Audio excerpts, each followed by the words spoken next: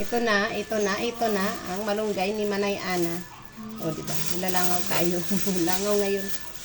Ayan o, guys. Malunggay ni Manay Ana, ah. Ang dami. Ah, dami. Ibibilad ko pa to. Kasi hindi pa masyado. Tapos, ito na siya, oh. So, yan.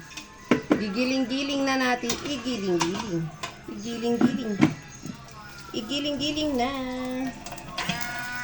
Yan. Ikot-ikutin. Yan, ikot-ikot-ikot. Ayan, medyo ano na siya.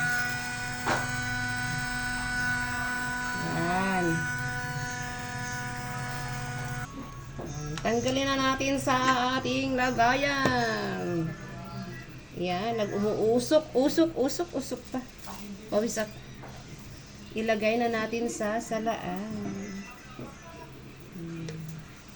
Kunti-kunti lang siya, guys. Dami na, green na green. Green na green.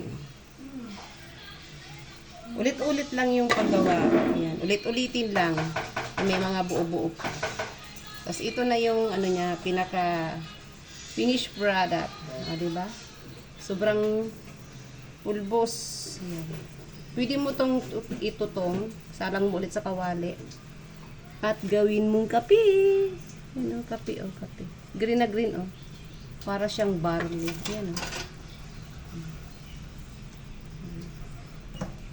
Ayan.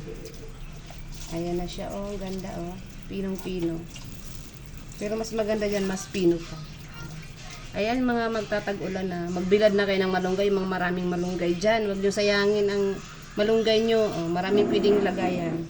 Pwede ilagay sa pagkain. Ayan, ito pa ang dami. Oh. Thank you, Manay Ana. Ayan, follow, like, and share. Ayan. Sa aking mga followers dyan. Maraming salamat sa pag-subscribe sa aking mga live.